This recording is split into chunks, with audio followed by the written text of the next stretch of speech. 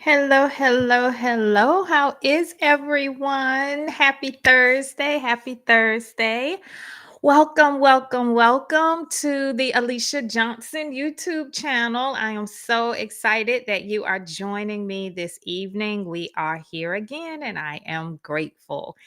This community or this little corner of the world is where I like to consider your recalibration station. Doesn't that sound good? Your recalibration station. So, this is where you come to recalibrate your life 12 hours for God, 12 hours for man.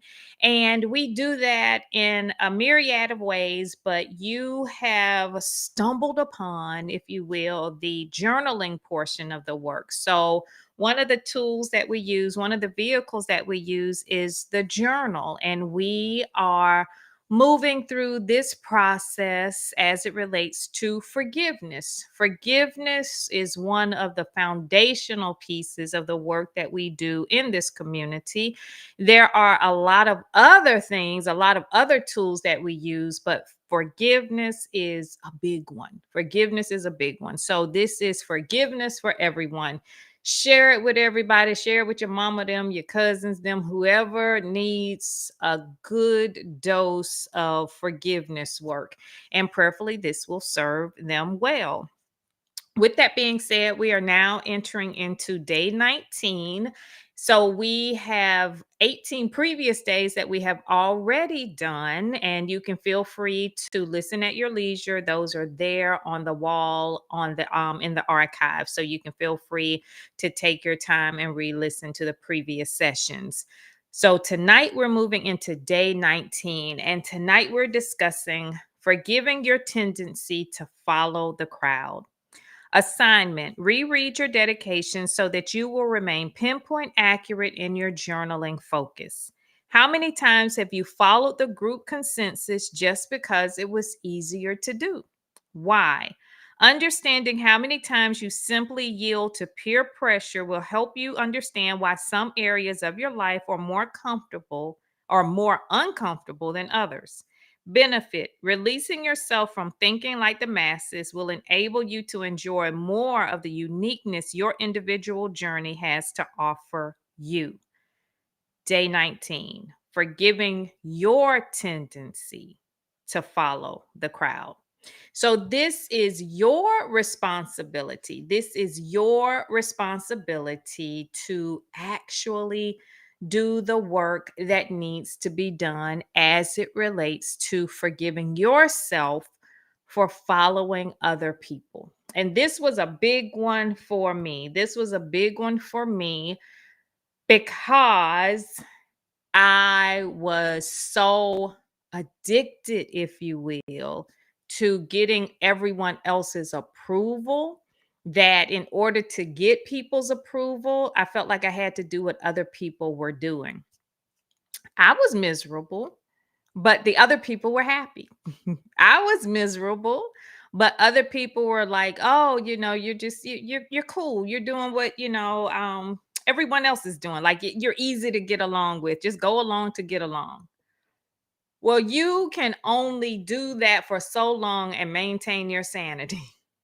You can only do that for so long before you start to, how can I put it, diminish prematurely. Okay. And so this was one of the things that heaven had to deal with me on. One of my prayers was that I wanted to learn how to live the most abundant life available to me, Alicia Johnson. And one of the things that heaven required me to do, and this is one of the exercises that we do in this community, is identifying what your kingdom requires.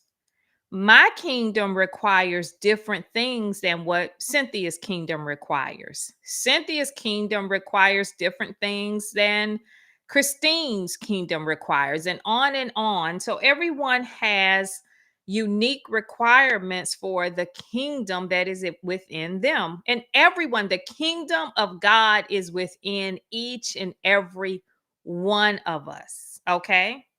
And it's very interesting because the world has given us a very watered down version or a very diluted version of what success really is. And when God began to deal with me, I literally had to challenge every idea I had about success. Every idea I had about success had to be placed under the microscope. And when God began to put all of my ideals and everything through that heavenly sifter, the things that started to fall out, the things that started to really come through once God really began to sift things out, I began to realize that most of the things that the world tells you that you should have, I didn't even want.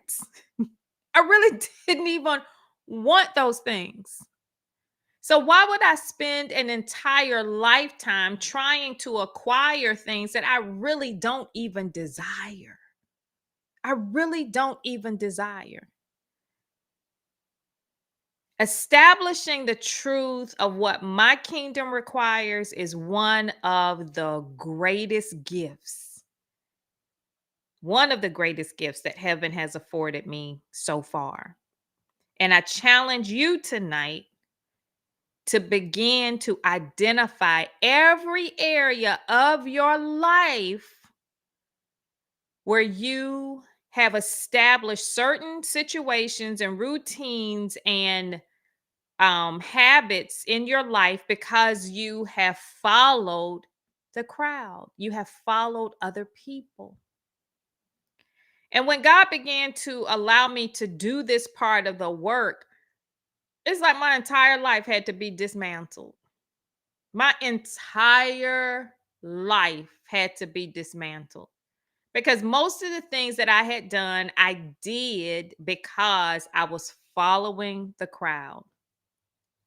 Now, see, you get a lot of kickback when you start to break away from the crowd, when you start to pull away. And because heaven started to do this work in my life earlier, like probably about 20 something years ago at this point. Wow, that's a long time. About 20 something years ago, we raised our children differently. And one of the things that was so powerful for me was when I realized how much the shift had affected my parenting.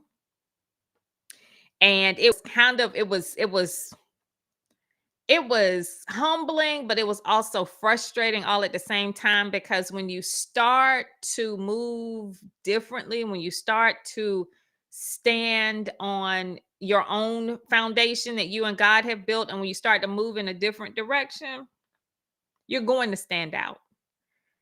So, one of the biggest representations of that shift was when my daughter was getting ready she was like her sophomore year.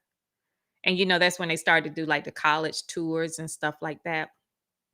And this is when I started to realize I was like, this is when it started. I mean, it starts well before then, but the world has conditioned us that we just do everything so robotically. We just do everything by rote that we don't really think about what we're doing. And the world's job, and the world does its job very well, okay? So I'm not knocking the world for doing a good job. The world's job is to get you so entangled, if you will, into debt, into scenarios, to lock you so much into a world system that you don't even know how to get yourself out. And it starts little by little as they start to groom you in school. And especially in high school, it's like the curriculum and the schedules, everything is so fast. Like, now it's time for you to start looking at colleges. Now it's time for you to start taking the ACT, the SAT, the this, the that. And think about all of the things that used to be important. And now some schools don't even require the SAT. Some schools don't even require it. Really? But at one point in time, it was very important. So this helps you to understand that a lot of the systems that have been set up are arbitrary. They're not legitimate. It's whatever they say is important at the time, and when it's no longer important, poof, it goes away. So you have to determine early on what's important for you and what is not important for you, so that you don't get caught up in this hamster wheel. So when my daughter entered high school, I was like, this is when it starts. Because they start feeding the students like, now it's the SAT prep, now it's this, now it's that. You need to do the classes so that you do well on the SAT, and you do this and you do that. And it's like, look, I was like, look, you do what you do. I ain't paying for no extra classes. I ain't paying for, because it's a racket. It's a racket. So in the beginning, my daughter was a little salty with me, because all of her little friends, they were going on the college tours and all of that. And I was like, well, what college, where do you want to go? She had no idea. Do not expect a 16 or a 17-year-old to know exactly what they want to do with the rest of their lives. Heck, I know 40-year-olds who don't know what they want to do with their lives. So why are you going to put this kind of responsibility on a teenager? On a teenager. Not only that responsibility, but the financial burden that if you get it wrong, you're still stuck with the debt. I think that is so scammy, because 9 times out of 10, the world knows that you don't know jack at 17 or 18. And if people are pushing you to do things that have not done the things that they're expecting you to do, my. My. You need to go on to college. You need to go ahead and do this. You need to do that. Why? Because I didn't do it and I want you to do it. It's not too late. You go back and do it. You go do it. You go do it. Mama, you can go. You can go to school too. You can go. You can go. Go see what it's like, and then come back and report to me. But my daughter, she was so upset with me. And I never forget, I was actually out of town and she called me and she was just like, oh, she was crying. I was like, what's wrong? She's not that person. She is not that child. And she called me. She was so upset. Oh my gosh. Now, like, my son has a different personality. Like, my son is just very, well, he's not like that anymore, but he was a little rough around the edges. Okay. So he would just say certain things, like, he would, not so kind things. But my daughter, she would she broke me down, but it was like in a very cerebral way. I can't believe how aloof you're being about this whole college thing. It's like, you don't want me to succeed. You don't want me to. And I was like, what? She was mad with me because I had missed I didn't even check on the deadlines. I wasn't even looking for the deadlines. I was like, I'm not filling out all these forms. I'm not doing no FAFSA. I ain't doing no parent thing. I ain't putting myself in debt. No, we're going to all work this thing out. Because you need to take some time and figure out what you want to do. Now, this was funny because she wanted to go because all of her friends were going. And I told her, honestly, I said, just listen. It don't make sense right now. And I know you're mad right now, but just give me like 12 months. Like, after, give me, not even, maybe we don't even need 12 months. Just give me 12 months. And I promise you, half of the people, half of your friends who have left, they're going to come back. They're going to drop out, or they're going to change their program. They're not going to want to do what they're going to do. And they're going to be broke. They're going to be broke. They're going to have a lot of debt. Or their parents going to have a lot of debt. One of the two. A lot of money will be exchanging hands. So she wasn't really buying it, but she was like, well, there was no choice for her other than to buy it. Because, like I said, I hadn't filled out any forms. I hadn't filled out nothing. Okay. So it's easier. I learned this from one of my girlfriends. She was like, if your kids want to go to school, have them take out the loan. Because I know people who would dip into their savings and stuff like that and pay for their kids' tuition. But like, that's your retirement money. Like, that's that. Like, they can, if they want it so bad, they can foot the bill themselves. And I think that builds character. But anyway, that's a whole nother story. But she was angry with me because she so desperately wanted to follow the crowd because around that time, people make such a big deal about it. Like when you go to cookouts, when you go to places, that was the whole thing. That's why, oh gosh, every graduation cookout, I would just be like, oh my God, I don't want to do another one of these. Because the conversation at the graduation cookouts, and people would look at me like, oh my God, what kind of parent is she? Well, what school has Bria decided on? I was like, none.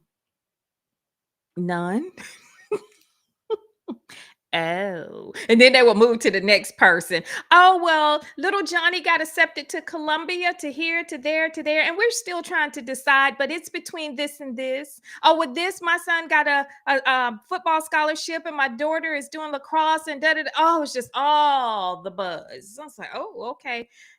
Anymore, where the chicken wings at? They all over there. Okay, I'm gonna go over there and get me some. I was like, I'm not getting into these conversations because a lot of times the parents are living vicariously through their children, but they're expecting their children to do things that they didn't do.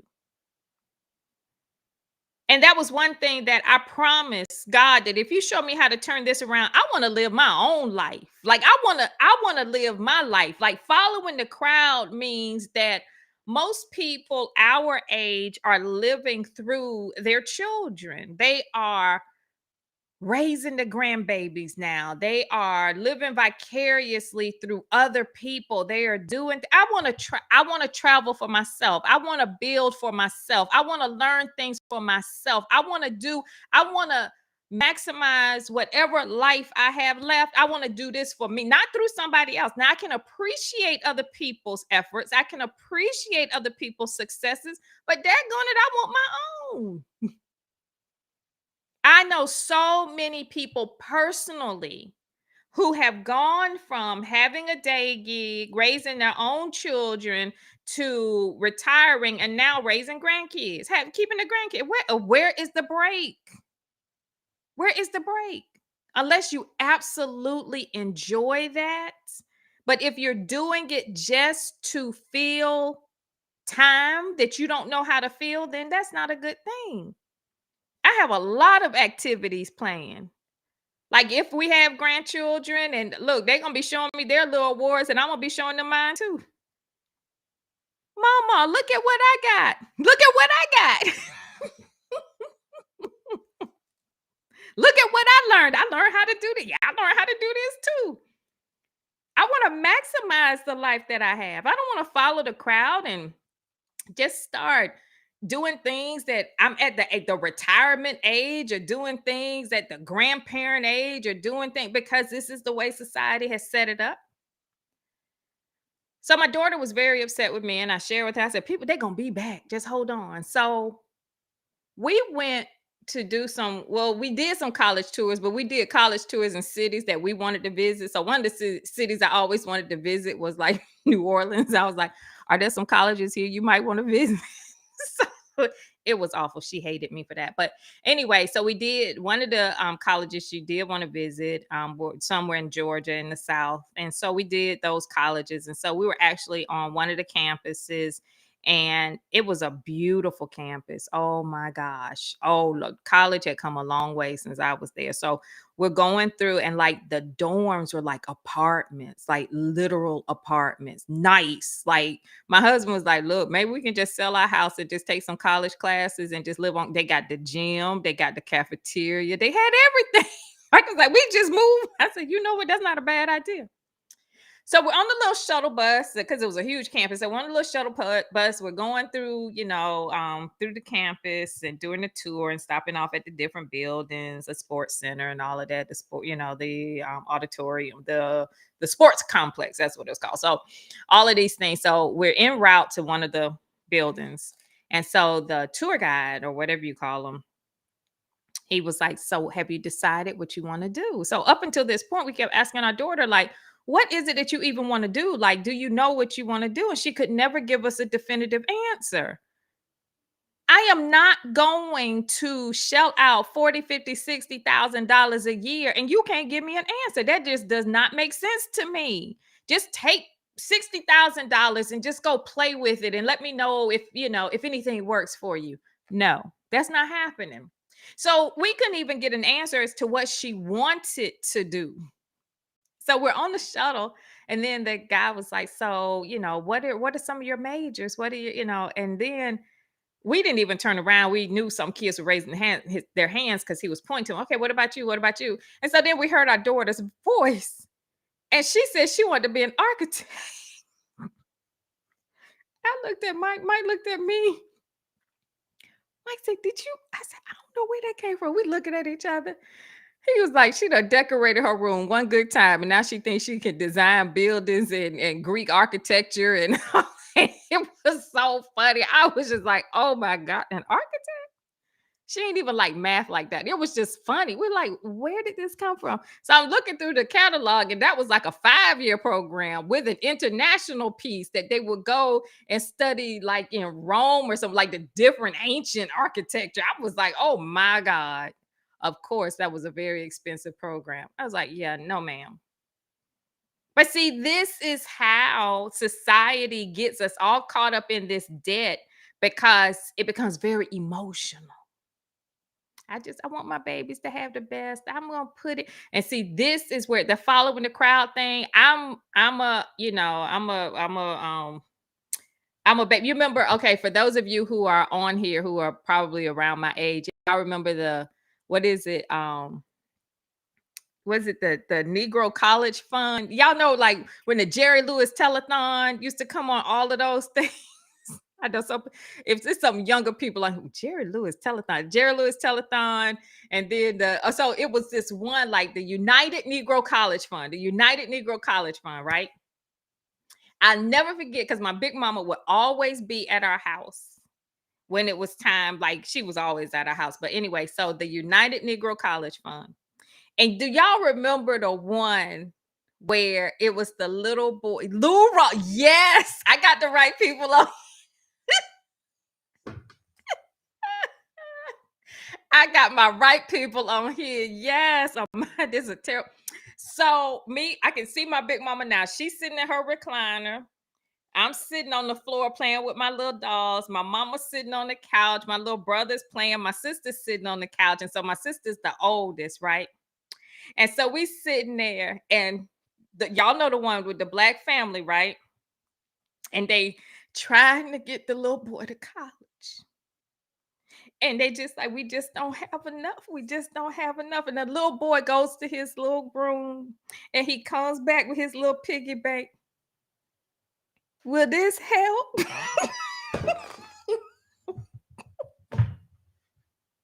My mama crying.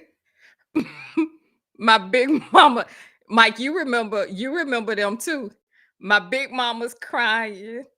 My sister's getting out because we gonna make sure that you gets to college. We gonna make sure that you have everything that you need. So it was emotional, right? So I'm watching all of this. I'm like, oh my goodness. Woo. Following the crowd. You know how many people went into now, don't get me wrong, okay? Education. That piggy bank, oh my gosh, that thing got me. Will this help? Following the crowd, following the crowd.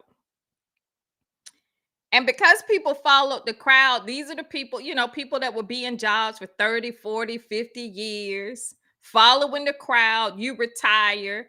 How many people do you know who have followed the crowd, who have retired, and as soon as they retire, everything on their body starts breaking down? They have shown up for work every single day. Every single day. I never missed a day. Can cash out leave and live off that leave for like 10 years because they ain't never took a day off. But as soon as they leave, this diagnosis, this, that, it's just awful. It's awful. But we're following the crowd, so we all have these conversations that we can take part in. I don't need to take part in common conversations. I no longer need to feel like I'm a part of the crowd. And when God began to show me this by way of my daughter, after it kind of settled down and she got her job and she was doing her thing, then she started getting a little money in the bank and she started to feel her little independence and she started to, about 3, 4 months in, mommy, such and such just texted me and asked if I could send her some money. I said, send who what?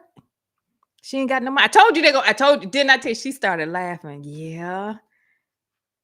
Oh, such and such is coming back home next semester. What? Such and such just switched the program. What? And then she just started laughing, like, yeah, uh-huh.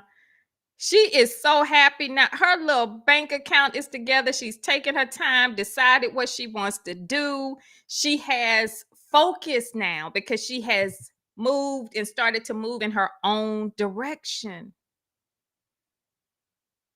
But we have to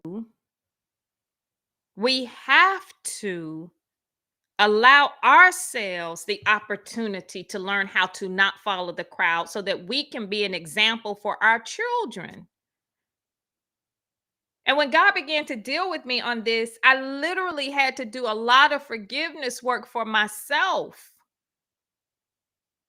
And just like, God, please forgive me for following the crowd in my finances. Forgive me for following the crowd in my relationship. Like Mike and I am so grateful. Mike and I are at a good space right now. But when we started to hash out all of the things that we were doing in our relationship and stuff, now we love each other. We like each other. We've grown and all of that. But we basically, everybody else was getting married. So luckily, it worked out. It has worked out over the course of time, but it was like all your other friends get married. I guess it's time. Pay attention. Running in that pack. The whole crowd. Everybody got married. Then everybody started had kids about the same time. Everybody started buying houses about the same time. Everybody started buying cars about. Am I wrong? Am I wrong? Let me know. Okay. Let me know. Following the crowd will get you hemmed up every time. But when the crowd is gone, that's when all the stuff hits the fan. Where they at now? Where's the crowd now? When you get in all that debt, where's the crowd? When you in a relationship you can't stand, where's the crowd? When you underwater in your mortgage, where's the crowd? Where is the crowd? Following the crowd will only take you so far. And that is why one of the reasons why I love this work so much that we do. I am like, at this point in my life, I have become like a serious rebel as it relates to creating the life that God requires for me to create. I can't follow the crowd. I can't keep up with the crowd. I can't even keep up with the crowd. Some of us, first of all, we are older group. We too old to be trying to keep up with the crowd. I am not trying to keep up with no trends. I ain't trying to keep up with no fads or whatever's going on because I just don't have that capacity.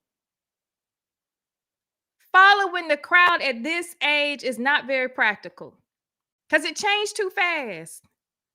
Think about all of the technology that we have that has evolved over the last 20 years. And it's going to just keep changing. This is why we have to learn how to go deep instead of wide. Following the crowd will exhaust you. So when I really started to take this thing seriously as it relates to being an entrepreneur, I was like, I can't be no. So I consider myself a spirit-led entrepreneur. If God don't say do it, I ain't gonna do it. But that rubs a lot of people the wrong way because it makes me sound in some senses irresponsible. But in actuality, I'm more disciplined than I have ever been in my life because when heaven gives you something to do, I double dog dare you to say no. Now, see, in the world, when you have your own assignments, when you're following a checklist, you have the option to put something off. But when you're operating in God's economy, that's a whole different ballpark.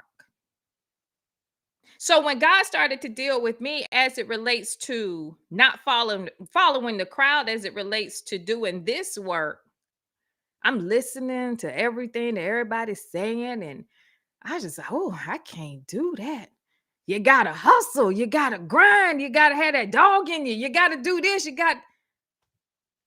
I'm like, I'm not doing that. I like naps. I really don't want to work that hard. I don't want to do that. And a lot of people think that because they're not willing to do it the way that the crowd is saying to do it, that it won't happen. Well, I'm here to be a living example to you that it can and it will. But the key is when you're not following the crowd, you got to keep your eyes on heaven. You've got to keep your eyes on God. This is why so many people feel comfortable following the crowd because the crowd is easy to identify. But when you're following God, you have to meet heaven on heaven's territory at heaven's time when heaven requires. And this is an adjustment that most people are not willing to make. Following the crowd means that you can Google 12 steps to a successful brick and mortar. Following the crowd means that you are going to follow a duplication of what has previously been done. But when you're following God, and this is when I began to learn this is when God dropped this in my spirit. God said, I am a creator and not a duplicator. I said, you so right. God said, look at everything that has been created. There's one original of everything, and everything else is a duplication. Yes, it's modified as technology increases, but the initial concept, there's only one. So you make the choice tonight as to whether you want to be a part of the duplication process or the creation process. It doesn't matter which one you choose. Just understand what your choice represents. If you choose duplication, then you have the opportunity to be a part of a worldly system that is constantly evolving, constantly changing, constantly competitive, constantly doing whatever the world does. When you choose a creative process, everything that you need is encoded in the process. Not everything that the world needs. Now, when you're following the duplication process, you are following what the world needs from you in the process. But when you operate from a creative vein, you are following the assignment that heaven has for you to succeed in the process. But also, heaven has factored into that equation all of the key players. And the God that is in charge of the creative process wants everyone to win. This is why there's no competition in God's economy. I can win, Pam can win, Teresa can win, Lisa, we can all win. I ain't competing with nobody. I'm too tired to forget who I'm competing with. Who am I supposed to be looking out for now? I don't even know. Oh, I ain't even supposed to be talking to them. I'm mad with them. So tonight is the night that you take yourself off the hook. Give yourself a break. You don't have to follow another. Pay attention. Social media will let you know who is following the crowd right off the bat. With all these challenges, the all the dances and all of this stuff. Oh my gosh. No, I am not doing that. I am not doing that. People, this world has become one big stage of entertainers. And it's really concerning when you really start to think about it, when you really sit back and you take a look at it.